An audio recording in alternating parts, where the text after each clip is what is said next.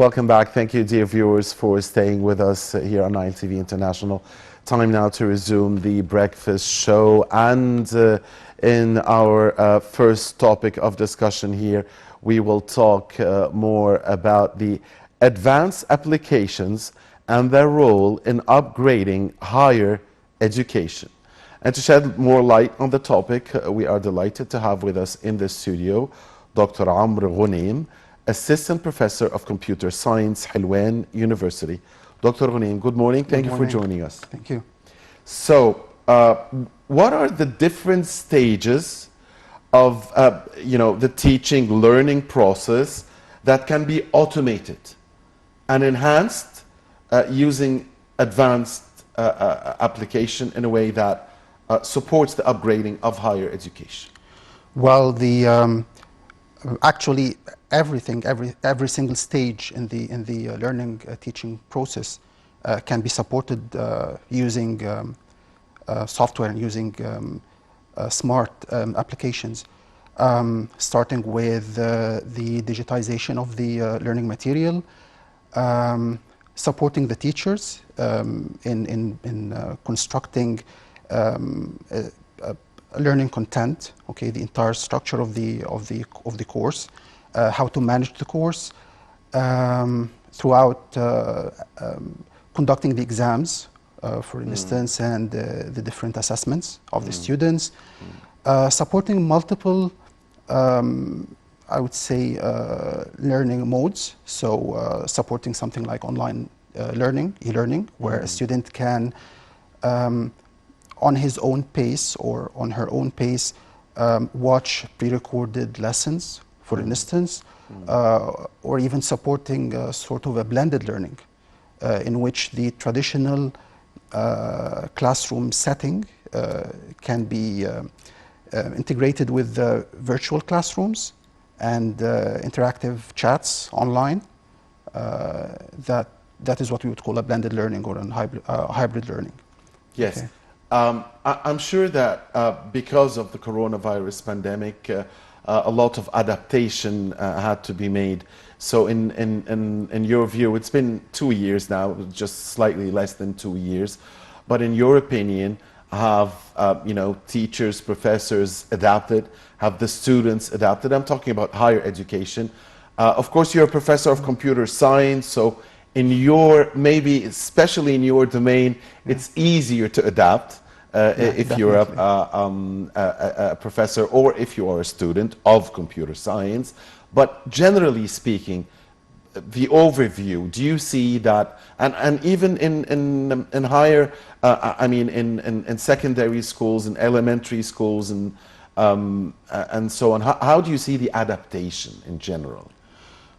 Well, some aspects of the learning teaching process have been done properly. So, for example, we did digitize our content. Most of the faculties, even the ones that are not related to technology and computer science, teachers are relying more on learning management systems to support the education process. Administering online exams have been successful in many faculties. However, some aspects are still progressing. For example, I would say invigilation, so remote invigilation or remote proctoring, sort of a digital monitoring of the students during the exam in order to maintain the integrity of the examination and to make sure that there is no cheating or any sort of academic misconduct. We are still relying on software that is being implemented and not thoroughly tested. Our faculty is attempting to do its own software for online invigilation. So some aspects we are still coping. In some aspects, we're still trying to cope with the current situation. Yeah. Do you get calls for assistance from schools, for instance, from other faculties in different universities, because you are the technology department? So do get calls for help or for assistance in your We are department? Yeah. in our university. We are the leading. We are the faculty leading the transformation, the digitization, and creating interactive online content.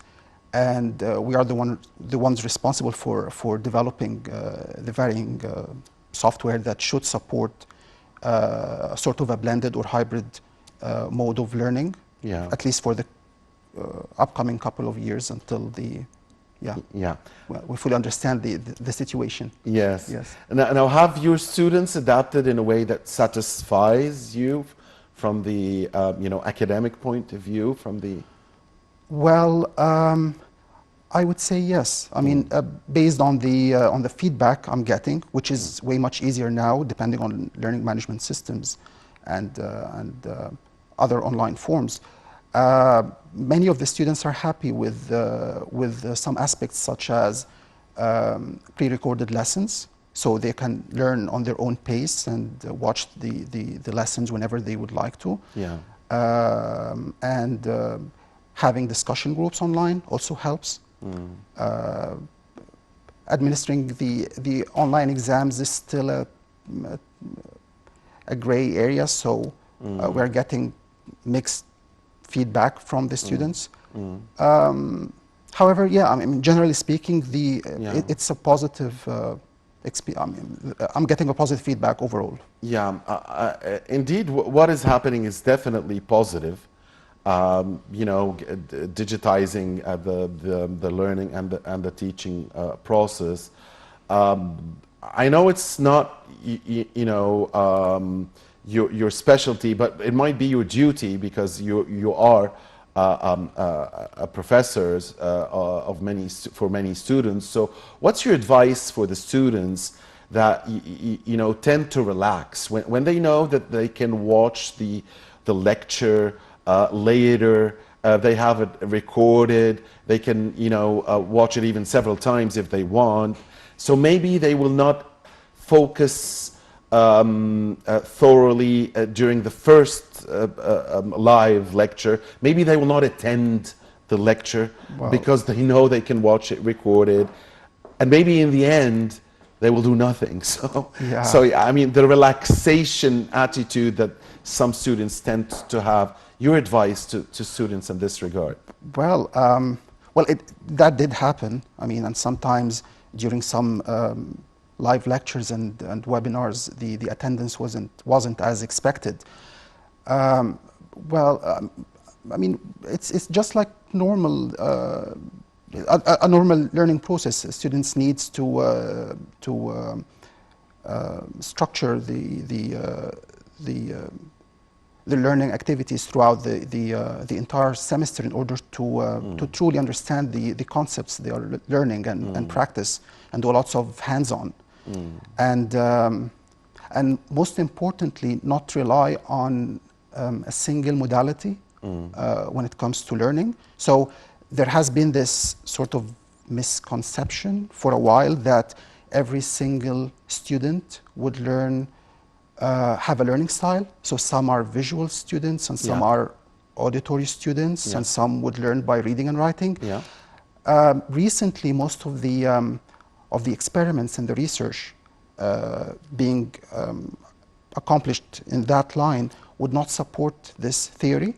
So the more senses engaged when you are learning something, the more you would comprehend and later on remember the concepts you've learned. So a multimodal sort of learning is important. So students need to listen to the lectures and then read textbooks and maybe do their own diagrams and illustrations of the concepts they are learning, and do lots of guided practice and hands-on with So they need all of those aspects in order to fully understand the concepts they are trying to learn. Right, you are.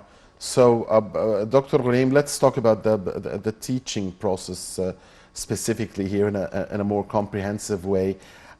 Could you detail for us how the applications can help specifically the teaching process, the advanced applications? Well, I would say mostly through different learning management systems. So an LMS is a platform or a software that would enable the teachers to post their lecture notes and links and videos and all of the learning material to structure the entire course. It would allow the teachers to enroll the students and monitor their behavior, their engagement with the specific content. In addition, learning management systems would allow students to interact with each other through groups, for example. So it supports groups, it supports discussion groups, it supports feedback. It also helps the teachers in doing quizzes and assignments and different types of assessments, including varying types of questions. So like multiple choice questions and true and false and fill in the gaps or the blanks, for example. Yeah. So so mainly through the LMS. Again, the question that comes to mind is that I don't know if you would agree, but that this, system, the advanced applications in general, and the online, let me say, the online teaching in general, can be very successful in some areas, some fields, but in other fields, you have to have the interaction, the face-to-face, the experiment in the lab. Perhaps I'm speaking about, some types of engineering departments, or of course, faculty of medicine, where you have to be, with the... Okay. Yeah. So what's your intake Well, on this? Is it tougher for, faculty of medicine or faculty of engineering to get what they want from, this technological revolution? There are some advances, mostly fueled by AI, that can be used in such areas. So there is sort of adaptive learning systems that would check whether a student did learn a specific concept or not, and if the entire class didn't learn it, it would adapt the material, or would propose something, or it would hint out the students at risk, for example. There are, you might merge something like augmented reality with teaching, for example. It might help students in medicine schools or some engineering departments. And there are also some interesting, well, not that new ideas, however, something like gamification or series games, for example. So gamification is the idea of using the game concepts or the game structure in the e-learning system. So you'd like spark sort of a competition, a friendly competition between the students by using something like badges and accumulating points, for example, and having leaderboards. So students would be motivated and encouraged to participate more. In addition, leaderboards would provide something like a benchmark, so you would know which students are performing better than the others. That's one way. Another option is gamification. Series games. We've been investigating series games at the faculty for a couple of years now, and we're trying through the graduation projects to implement some of them. So a series game is it's a typical game, so it follows the typical game structure, which is fun and entertaining and interactive. However, it has a purpose, so it's not pure entertainment. There is a learning objective. Okay, there is a task that should be learned throughout the game.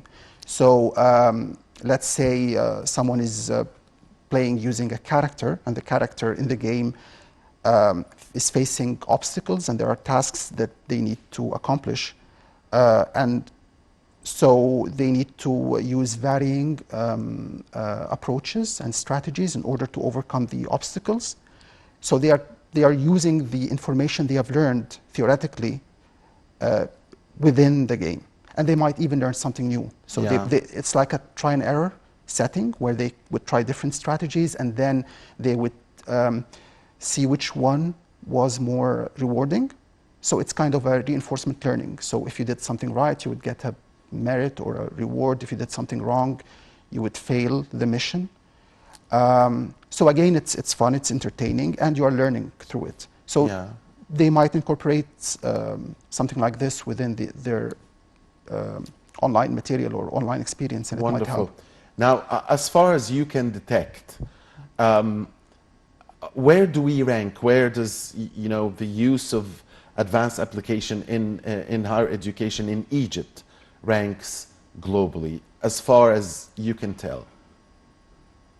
Well, I don't have very specific statistics on this matter. However, we do have some challenges. I mean, the infrastructure is still being improved, and we are to some extent understaffed. So it's kind of a challenge for us as educators to focus on various modules and courses within a single semester with thousands of students, and then try to maybe improve the way we are teaching our courses, and incorporating serious games, for example, or digitizing the content, and